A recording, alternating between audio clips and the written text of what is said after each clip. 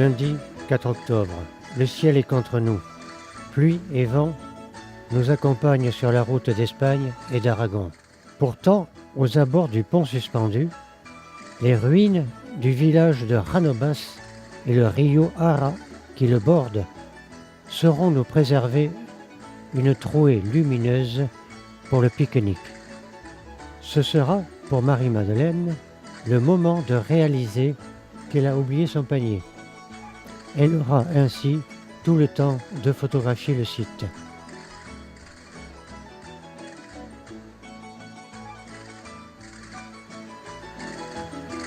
Adios, Janovas. Bon dia, Rebilla, la vallée des Esqueni, comme nous l'avons vu et comme nous aurions dû la voir du belvédère.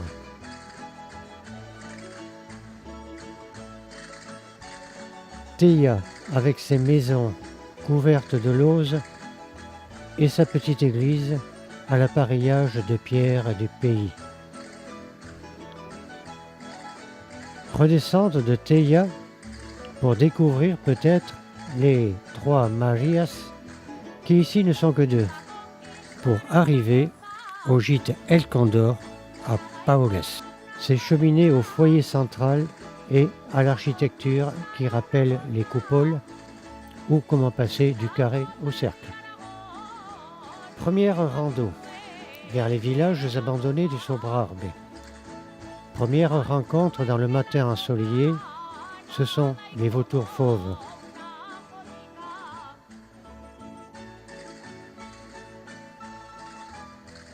Peu avant la découverte du village Las Bellostas et de son église, entourée du cimetière, aux tombes hors sol, car ici, la roche ne permet pas d'autres moyens d'inhumation. Mais voilà que le parc national du Mont Perdu se propose à notre admiration avec ses sommets légèrement enneigés après les précipitations d'hier.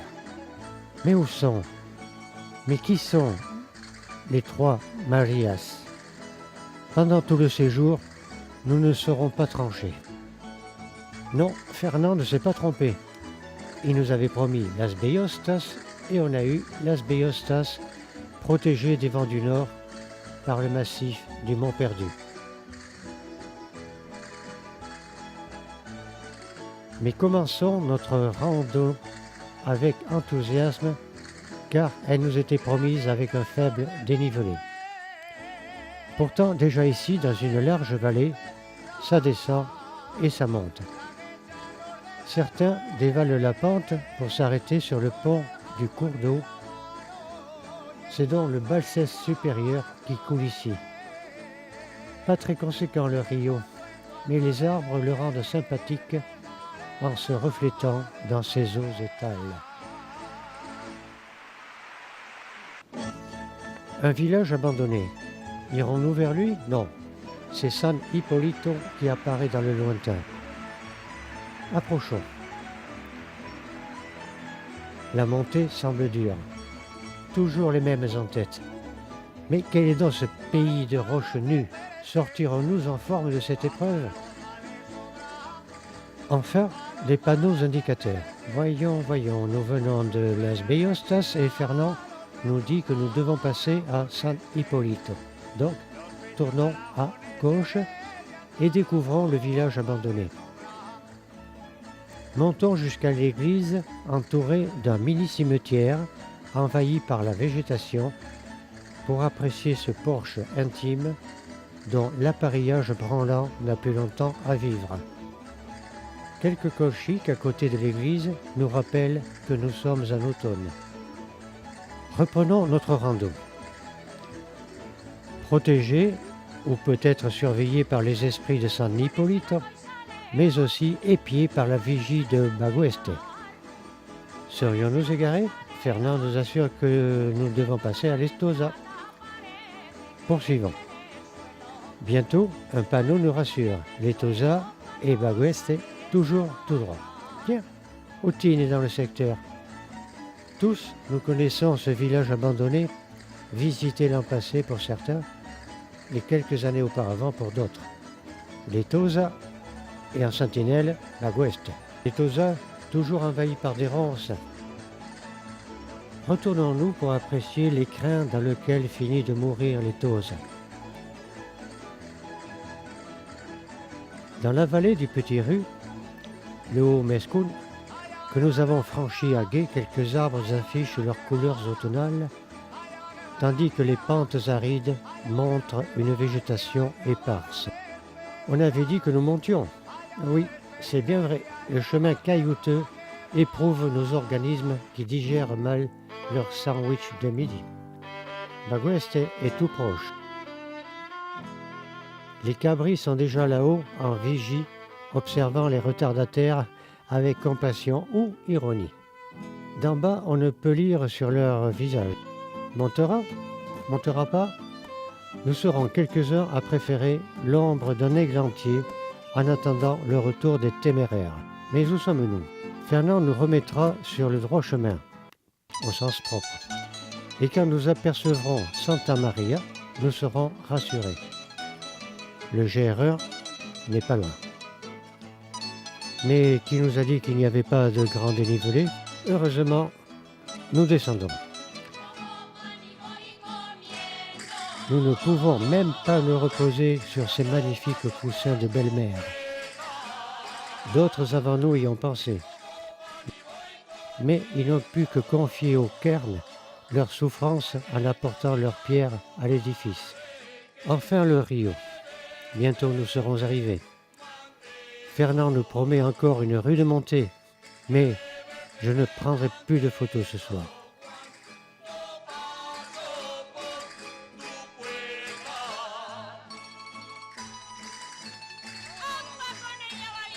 Avant de quitter le gîte pour notre deuxième randonnée, nous sommes surpris de voir sur un toit tout proche des vautours fauves qui attendent face au soleil matinal des vents favorables pour s'envoler.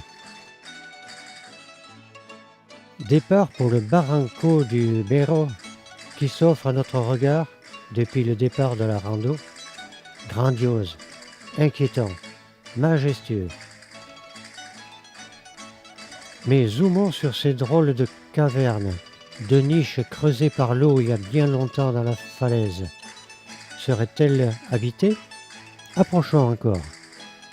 Des taches blanches en contrebas de certaines cavités nous indiquent que des vautours habitent ici. Continuons d'explorer la falaise, tout près de l'arête à gauche de la photo, en aval du barranco.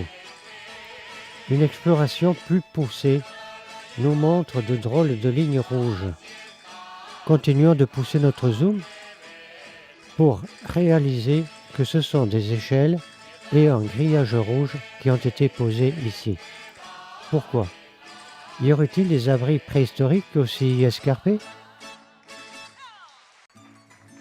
Après une demi-heure de rando, Marie-Madeleine, n'ayant pas récupéré depuis hier, décide de ne pas poursuivre et d'aller voir l'abri préhistorique avec Maïté et Georgette. Ce sera l'occasion de flâner à bonne distance du barranco, de découvrir le village de Lesina dans un environnement grandiose. Retour au-dessus du barranco pour remarquer des roches verticales, fines comme des lames, des parois de gruyère, action conjuguée de l'eau, de la pluie, du vent et du gel. Voilà enfin l'abri Mayata 1 avec un accès acrobatique par des séries d'échelles.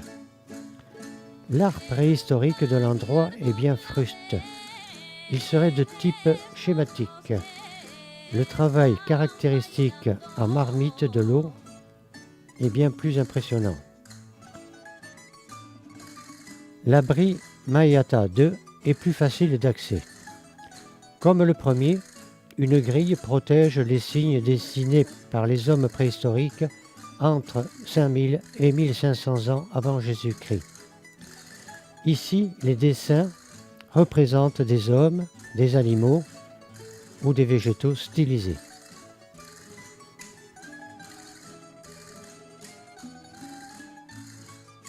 Le barranco est là, en contrebas. Maintenant, devant nous, une HLM pour vautours.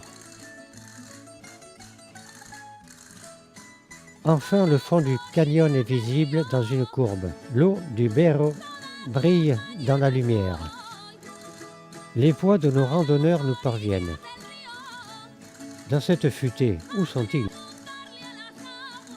Un zoom sur le secteur nous les fait découvrir. Les trois filles rejoignent Joseph et commencent en voiture leur descente vers Alquezar. Le paysage au col San Caprazio est sublime. Le petit village d'Asque, à l'écart de la route, et ses vergers d'oliviers et d'amandiers. Colongo, où nous décidons de déjeuner, mais sans nous laisser tenter par cette publicité en céramique et en admirant une très belle cheminée caractéristique de la région.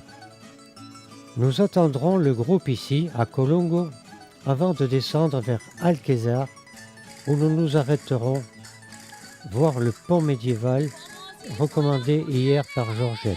Fernand, Jean et Gérard comptent les pierres du pavement du pont, tandis que Marie-Claire, en compagnie d'André, se demande si elle va plonger. Plus sérieusement, attardons-nous sur le panorama d'Alquezar, sur la collégiale dont on devine la porte d'entrée, en bas du mur d'enceinte, de Saint-Michel, aux allures d'église orthodoxe, avec ses toits multiples et ses clochetons. Remarquons aussi l'albâtre des ouvertures qui donne la lumière à l'intérieur de l'édifice. Courte promenade dans le village, aux maisons armoriées, et retour au gîte.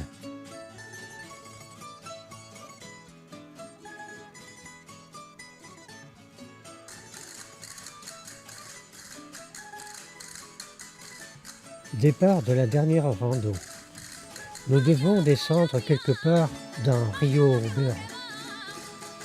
Mais avant, Fernand nous a promis de voir un cerf dessiné par nos hommes préhistoriques tout près du parking, où un tableau nous rappelle les sites et les styles de l'art rupestre préhistorique de la région. Nous descendons, hésitons un moment et continuons de descendre. Oui, mais l'abri arpent nous nargue sur l'autre versant du ravin. Il est très discret, mais Fernand le reconnaît. Un zoom montre un mur construit devant l'abri. Les efforts de quelques-uns d'entre nous pour approcher de l'abri sont restés vains. La marche se poursuit dans un environnement hostile.